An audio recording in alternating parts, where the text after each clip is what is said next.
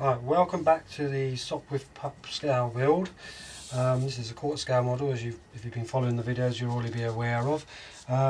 We've done the stabiliser and elevator sections and the rudder and the fin sections, and we're now moving on to the wing sections.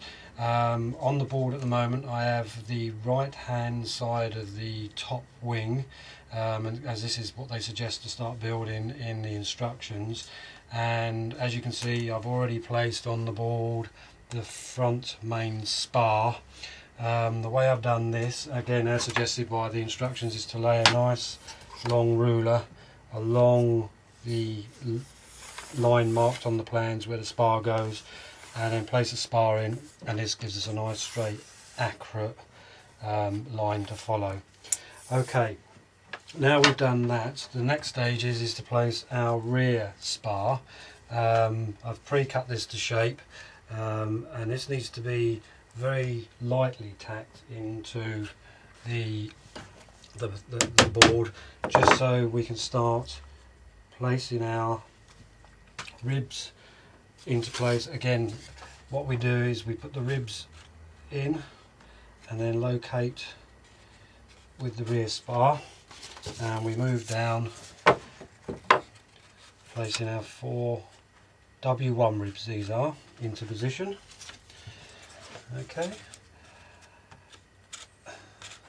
and that makes us get a nice straight parallel rear spar, which meets exactly with the front spar. Okay, again, once we get down to here, these are our W1 ribs. We got some W2 ribs which are considerably shorter because we've got our aileron section here, and we just place these in and then just marry up on the lines, make sure everything fits nice and exactly as the plans. This one's a little bit loose, and once they're in position I can then just put a couple of pins in here to firmly secure the rear spar down onto the plans, making sure we keep everything nice and square. Okay, so that's done. Okay, all that's really left for me to do now is to glue these in position and square them up with a square.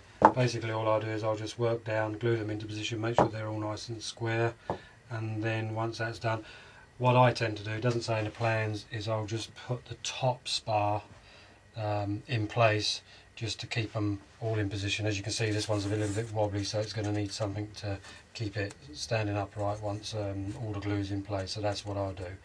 Okay, so when you come back you should see these all nicely glued into position, and then we can start moving on to the next process of the build. Right, I've glued in all my ribs now. As you can see, I've squared them all up, and I just need to let them dry now. You'll also notice as well I've put the aileron trailing edge in, and also the trailing edge of the main wing.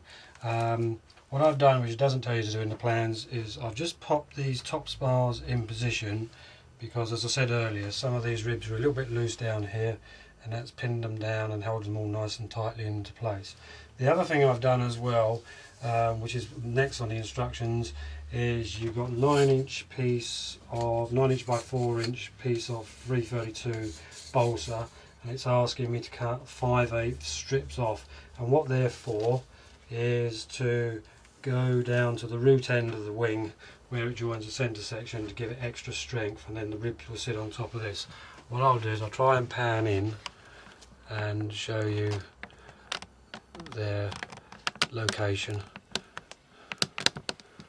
Okay, so there you are. You'll notice on these it says joint. I like to scarf my joints, so that's what I've done, I've scarfed them in. What I'll do now, before I do finish for the evening, I will just glue these in position so they can cure overnight, so when I come to place the W3 ribs into place, they'll be nice and secure and they won't flop around. Okay, so that's it for now. Hope you're still enjoying, keep on watching, and we'll get back to this tomorrow.